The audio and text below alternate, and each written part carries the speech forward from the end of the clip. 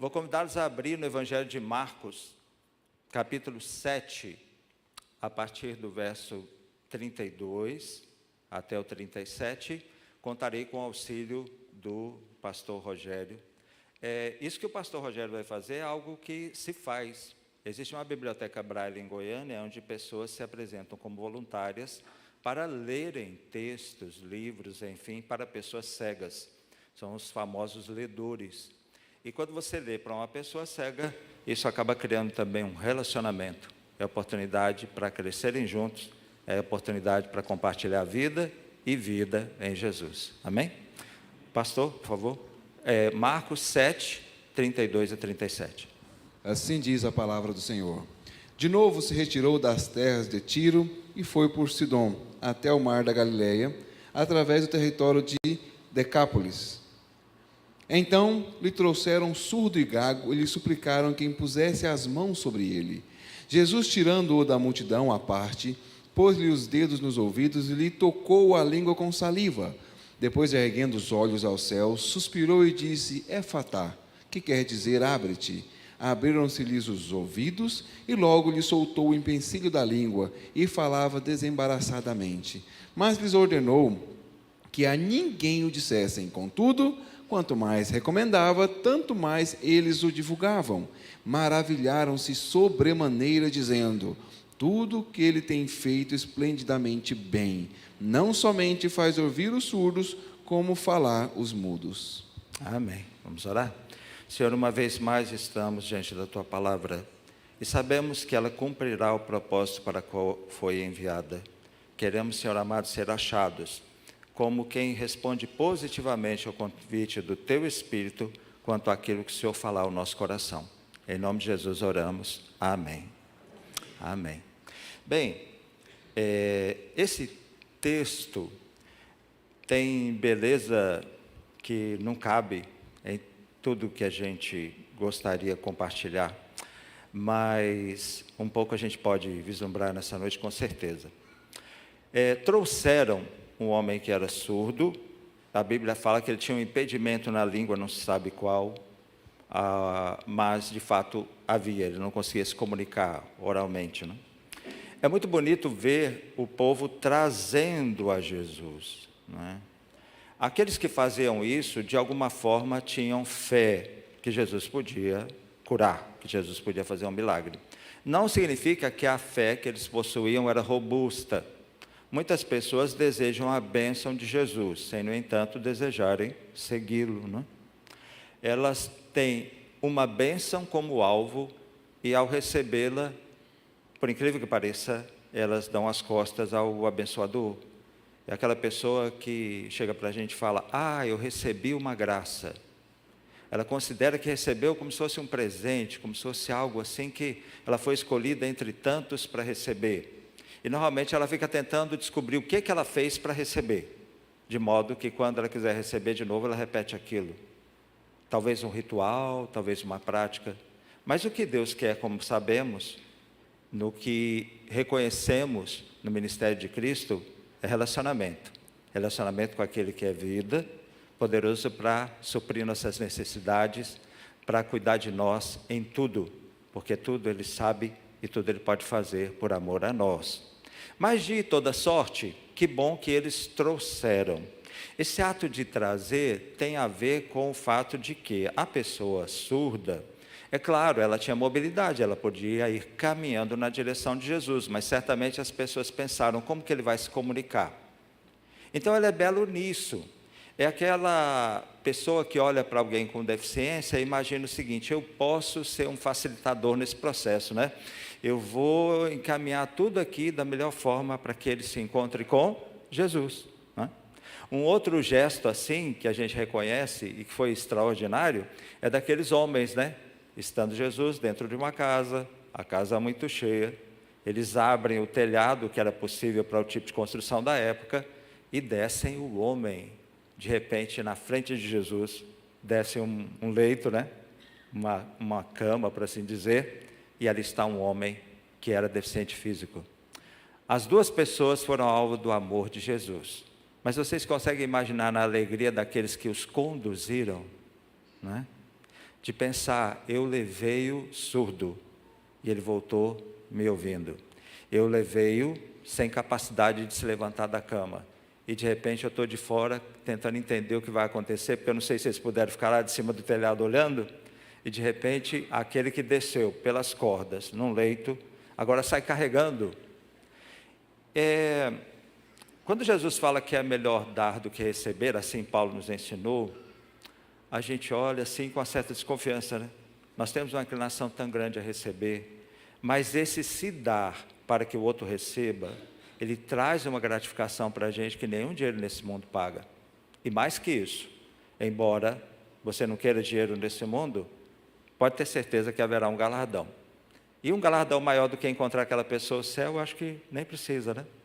Por isso, nós devemos olhar para o nosso convite a que todos venham, entendendo que haverá situações em que vai precisar de um pouquinho mais do que as nossas palavras, o gesto.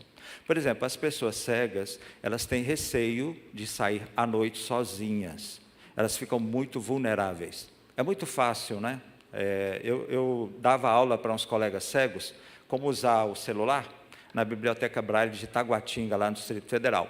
E eu usava uma caixinha de som assim, né, aquelas Bluetooth, e ficávamos nós lá. Normalmente a Jane estava, uma funcionária da biblioteca estava, só que naquela manhã eu falei, Jane, você tem coisas a resolver? Pode ir, eu fico aqui. E a funcionária da biblioteca, por algum motivo, saiu. Conclusão, quando eu terminei a aula, a Jane chegou, eu falei, Jane, lembra de pegar a caixinha? Cadê a caixinha? Vocês já imaginaram a dificuldade do que realizou o furto? Ele chega, os cegos estão lá, ele ainda dá um tchauzinho, pega a caixa e vai embora. Não é? Então, assim, nós reconhecemos a nossa incapacidade de oferecer, sabe, resposta a esse tipo de ameaça. Então, à noite é perigoso. Às vezes a igreja faz, por exemplo, uma cantata e fala, vamos convidar as pessoas cegas. A fé vem pelo ouvir, eles podem ouvir, só que eles precisam chegar. E às vezes para chegar é complicado. Não significa dizer que não existam pessoas cegas com alguma mobilidade do tipo, elas têm quem traga, elas podem pegar o Uber, elas podem morar perto, mas algumas vão precisar de ajuda. Só que normalmente quando a gente vai buscar essa ajuda, lá em Brasília, quando eu preciso de uma carona, é um tormento, sabe? Porque normalmente nós chegamos a um nível assim de acomodação que a gente dá a carona, sim, mas se a pessoa que precisa da carona estiver no meu caminho e na hora que eu for. Agora, se eu tiver que fazer algum contorno ou qualquer coisa parecida, Walter, desculpa, eu vou, mas não é por esse caminho. Eu falo, mas gente, então eu tenho que precisar de uma carona estando no seu caminho. Então, enfim, vamos olhar não para o desgaste, a fadiga, o desconforto, né? Não vamos ver como um fardo ou um trabalho, mas como um privilégio de poder levar alguém a Cristo. Talvez seja por isso que Deus te deu um carro, né? Você tirou carteira, está saudável para dirigir. Não perca essa oportunidade, não. Aproveite. Pessoas já fizeram isso por mim e por muitos outros. E mesmo sem ter carro aqui, as pessoas foram, e algumas andaram muito, para levar alguém até Jesus. E tiveram a alegria de ver a bênção de Jesus sobre essas vidas. Foi a melhor viagem que fizeram e não fizeram sozinhos. Levaram alguém a Cristo. Literalmente falando, né? Nesse caso aqui. Bem, há uma questão aqui com relação a levar a Jesus, que é o fato de que quando eles chegam com o surdo, eles levaram e pediram que Jesus impusesse as mãos. É interessante porque é mais ou menos aquela pessoa que vai no médico e pergunta o que o médico pode fazer, mas define como o médico deve fazer, né? Eles esperavam que Jesus curasse o homem, mas já definiram a forma. O senhor vai orar por ele? Então, lembra, né? Tem que impor as mãos. É aquela situação em que a gente valoriza mais o meio do que o conteúdo, né? De fato, o que Jesus ia fazer independia totalmente de qualquer tipo de procedimento. Ele vai surpreender logo depois, né? E por isso mesmo a gente precisa reconhecer que talvez a gente olhe para a pessoa com deficiência, ou uma pessoa que já é muito idosa, ou que é muito pequena, e a gente enxergue limites. É verdade que esse grupo de pessoas, né, e outros eu poderia citar, tem limites, mas tem possibilidades. Mas isso aí você está olhando para a pessoa. Lembre-se que Deus não está limitado aos limites dela e não depende das possibilidades dela. Por isso mesmo, Deus vai encontrar caminho para esse coração. Talvez você pense, eu vou levar, mas será que ela vai entender? Será que ela vai participar? Será que ela vai conseguir? E quando você faz isso, você está olhando muito para você e para a nossa capacidade de transmitir. Mas eu gostaria que você olhasse para o poder de Deus e entendesse que basta levar, basta conduzir, basta trazer, basta anunciar.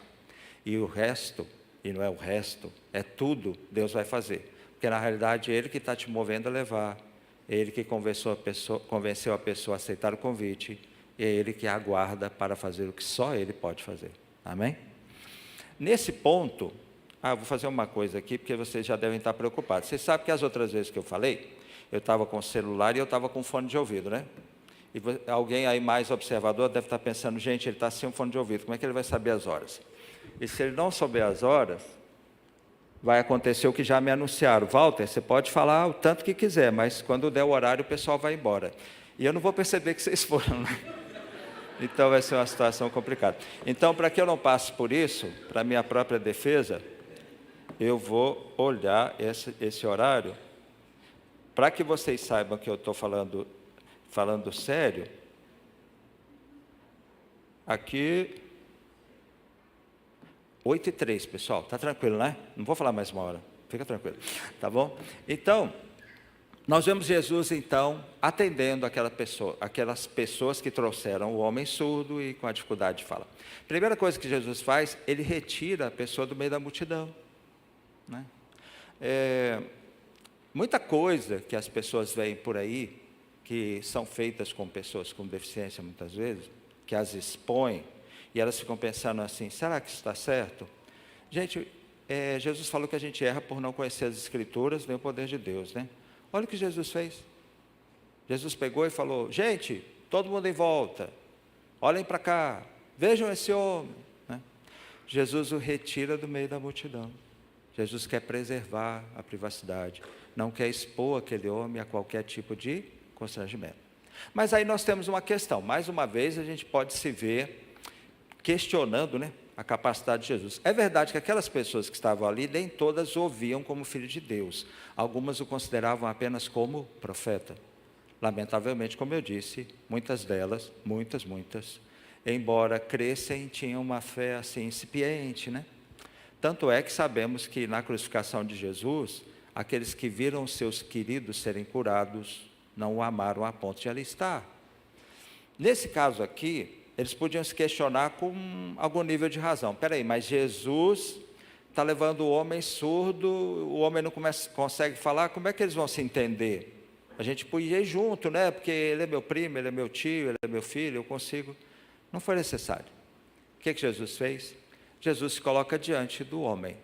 O homem é surdo. Esse é um proceder adequado. Quando você encontra uma pessoa surda e ela é oralizada, ela consegue fazer leitura labial. Isso se popularizou quando no futebol, né? Tinha algumas pessoas que faziam leitura labial. Você precisa estar de frente para a pessoa surda. Se você ficar de lado, colocar a mão na boca, prejudica, não é? E Jesus está de frente para o homem surdo. Não estou dizendo que ele era oralizado, mas estou dizendo que Jesus fez aquilo que mais ele precisava, já que ele não ouvia, ele tinha campo visual, e ele tinha um campo perfeito. Jesus estava diante dele. Jesus então toca nos ouvidos, como quem diz, eu sei onde é o problema. E aí Jesus faz algo que chama atenção, né? Ele toma saliva e toca na língua do homem. Naquele tempo havia um entendimento que os reis, a saliva dos reis tinha poderes extraordinários. Jesus não tem receio de fazer aquilo e alguém depois falar que ele imitou ou qualquer coisa parecida. A segurança que Jesus tem é extraordinária e a gente precisava confiar nisso também. Em vez de preocupar tanto com aquilo que Deus nos fala para fazer, né? Ao que vão achar. Deus falou, vamos fazer. E Jesus assim faz. E quando ele toca, ele olha para o alto, como quem diz, eu fiz isso aqui, normalmente eu fico com o olho branco, então desculpa, né? Eu não posso fazer. Então, ele olhou para o alto, e como quem aponta para de onde vem a solução e pronuncia, Efatá, abre-te. Eu tenho impressão, eu acho só, né? Que no que ele fala, a audição já chega para o homem. E de fato ele passou a ouvir, ele passou a falar. E pensa, a alegria de poder ouvir, a alegria de poder falar. Se ele conseguiu falar imediatamente, ouvir, entender, talvez no passado ele tivesse essas habilidades. Mas enfim, fato é que assim foi. E aí Jesus faz uma coisa que, se a gente está perto dele, ô senhor, não brinca, né? Ele acabou de começar a falar, eu só falo para ele ficar calado, não foi? Mas foi, tinha um propósito, né? É meio assim, né? Mas ok. Olha, você não vai falar não. Não sai divulgando isso não. Agora, fato é que as pessoas olharam para o que Jesus fez e disseram que tudo que ele faz de modo maravilhoso. Ele faz os surdos ouvirem e os mudos falarem. Esse é Jesus. Quando nós trouxermos alguém a Cristo, confiemos no que Cristo fez, considerando até no que Cristo faz, considerando principalmente o que Ele já fez por nós. Muitos aqui têm histórias que só Deus explica sobre como foram tirados de uma lamação de pecado, a forma como Deus os conquistou, o meio, a circunstância, tudo tão planejadamente perfeito. Afinal, a vontade dele, né, é boa, é agradável e perfeita, a gente devia se surpreender. Mas como levar alguém a Cristo hoje, já que ele não está andando entre nós, né? Bem, o que Deus estabeleceu para nós é que nós somos suas testemunhas, não é? Então, nós não vamos apresentar alguém em algum lugar, nós vamos falar de alguém que habita em nós, alguém que nós adoramos, servimos, seguimos. Vamos falar do que Ele fez por nós, vai contar ao povo o que um dia Cristo fez por você, diz a canção do Logos antiga, né? Agora, talvez a gente encontre pessoas que não queiram, como aquele homem fez, ir a Jesus, vir a Jesus. Há pessoas que estão muito ressentidas pela perda que tiveram, né? A pessoa que ficou cega, a pessoa que se tornou paraplégica, né? É compreensível a situação delas e não devemos nos apressar em dizer, tem um coração duro. Não é que o coração é duro, é que o coração está sofrendo muito. A dor, irmãos, ela não ensina. A dor é uma oportunidade para aprender, mas nem sempre a gente aproveita. E em momentos de dor, a dor é capaz de nos atordoar de uma forma que a gente perde a objetividade, a clareza. Mesmo conhecendo as Escrituras, imagina uma pessoa que ainda não conhece, e que talvez o que saiba a leve a pensar que aquele foi curado por algum motivo, mas Deus parece que não gosta de mim. Ou talvez ela diga, talvez ele nem se importe. Olha que teve gente na Bíblia falando isso e não eram pessoas de fé incipiente assim, não é? Pelo menos a gente não tem essa ideia deles. Na tempestade, quando eles pensam que o barco vai afundar, eles vão em busca de Jesus. E quando chegam, Jesus está dormindo. Tanto que ele estava preocupado com a tempestade. Ele estava descansando. E eles o acordam e dizem o quê? Não te importas que morramos? Queridos, se Jesus não se importasse com eles, ele não estaria ali. Ele não teria vindo para chamá-los e estar com eles.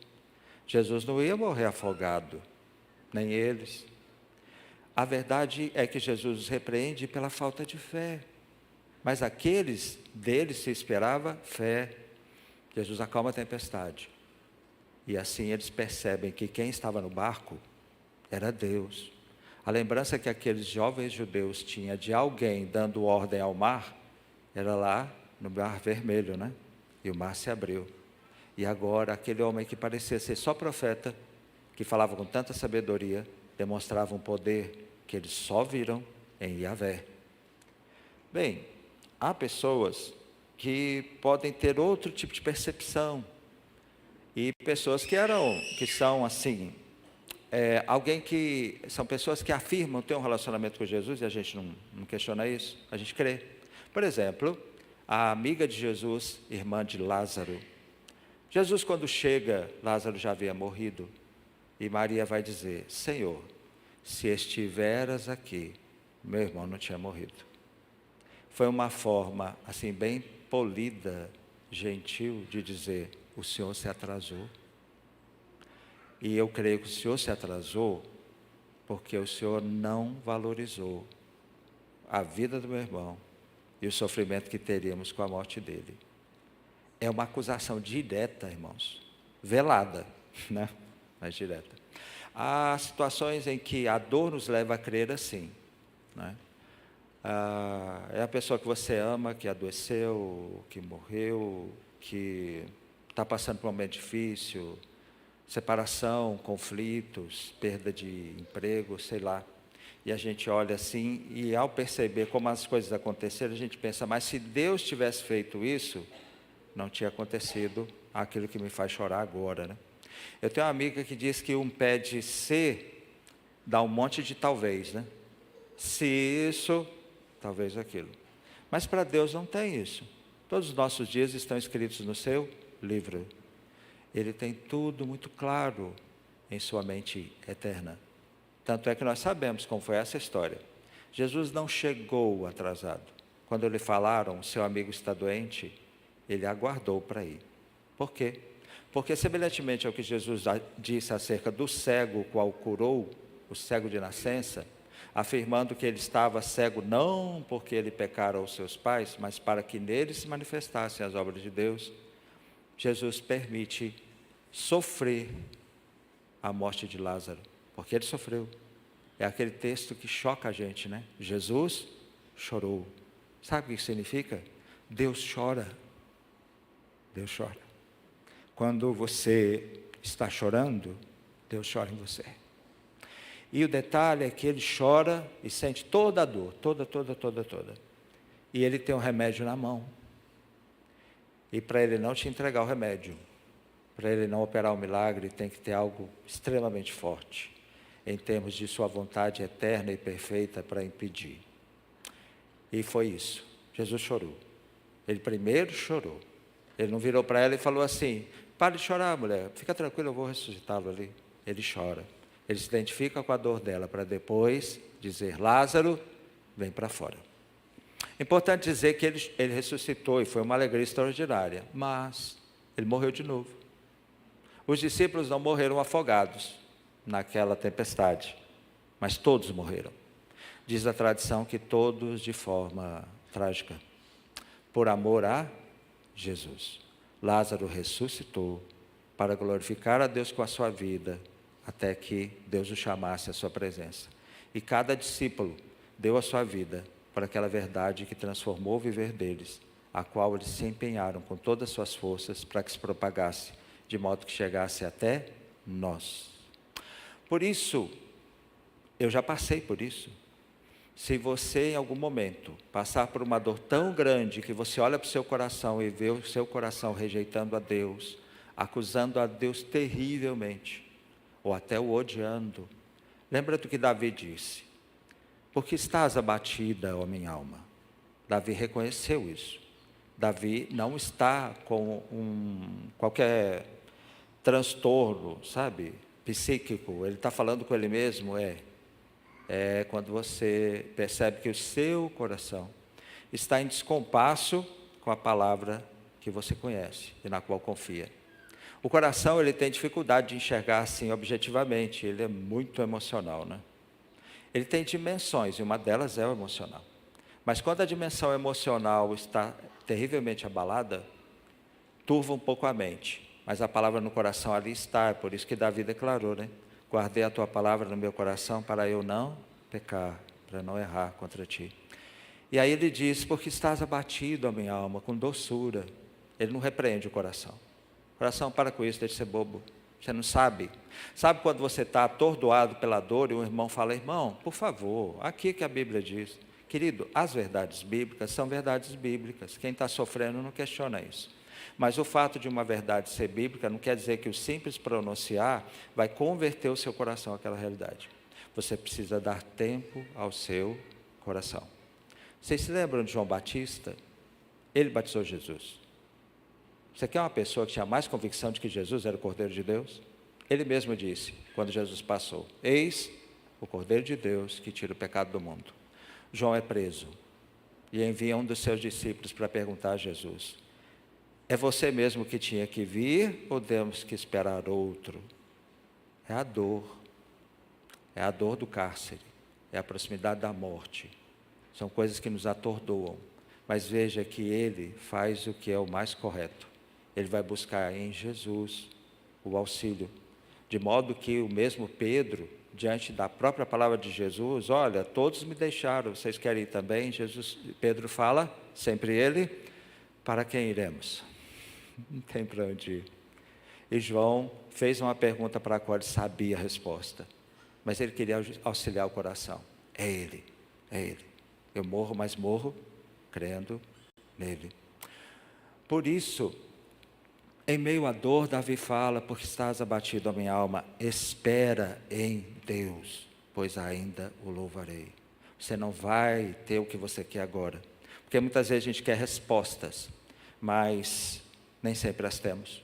Deus não vai nos oferecer todas as respostas, mas as que temos já são bastante para que a gente continue confiando nele, porque nós já sabemos que Ele é amor, que Ele é paz, que Ele é justiça, que Ele é graça, que Ele é misericórdia.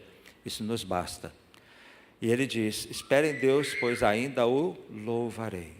Tem dia que é difícil, mas o louvar é sempre possível, porque a razão que nos leva a louvar não muda quando a gente sente dor. Ele continua sendo quem é. E por causa daquilo que Ele é, nós não abrimos mão de render a Ele o louvor, a honra e a glória. Por isso, quando você encontrar pessoas que resistem a vir, tenha graça, tenha misericórdia, haja com graça. Considere, ore por elas e esteja perto.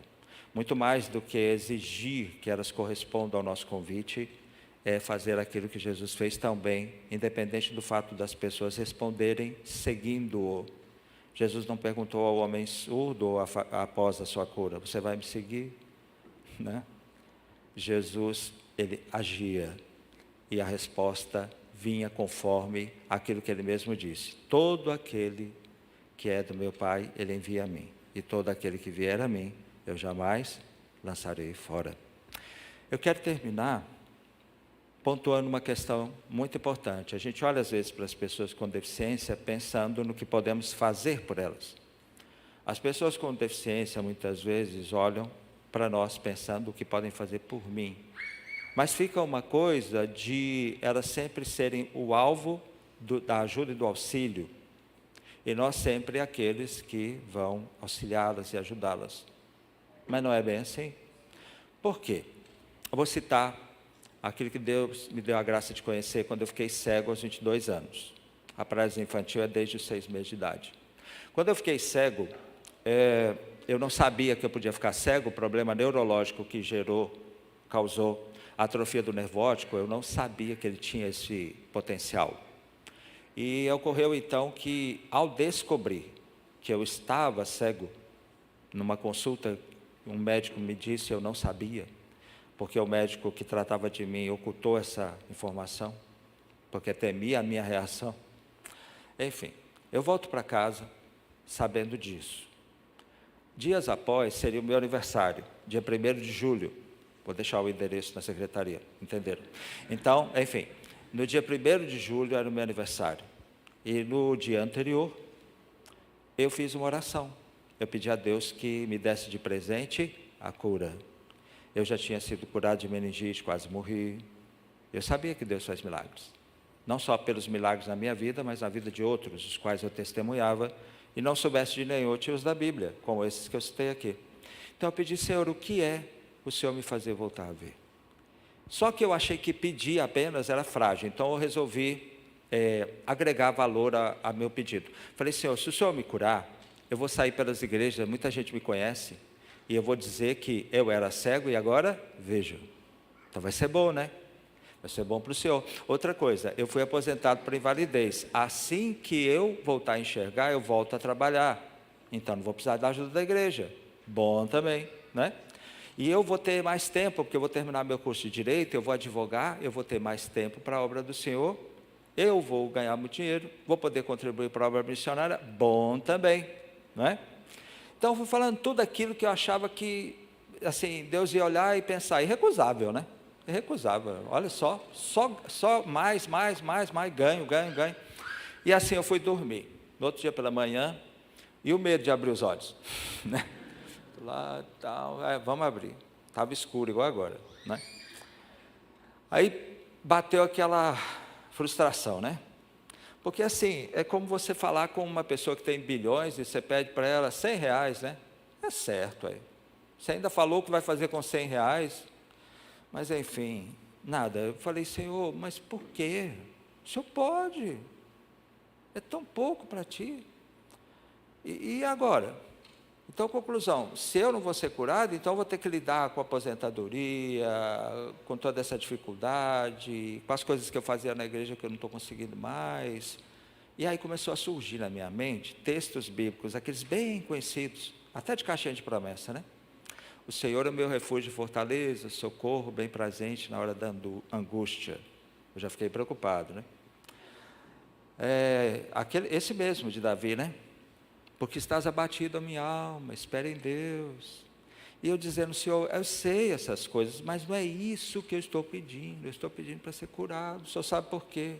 E aí me vem à mente um dos versículos mais conhecidos da Bíblia. O Senhor é o meu pastor, nada me faltará. Nada me faltará? E o que eu estava propondo a Deus? Faz isso que eu garanto que não vai me faltar nada. Ainda vai sobrar a ponto de eu investir para o teu reino. E Deus me diz, eu sou o teu pastor. É por isso que não vai faltar nada. E Deus assim me convencia de algo que você já me viu falando aqui. Que Ele não estava limitado à minha limitação de não enxergar. E nem dependia da minha capacidade de ver, agora eu havia perdido. A única coisa que Deus queria é que eu me entregasse nas mãos dEle. Porque o vaso nas mãos de Deus é a única coisa que é necessário acontecer para que Ele o encha. Eu ainda tentei um último argumento. Falei, mas Senhor, veja, objetivo, eu sou cego, o que um cego vai fazer para ti?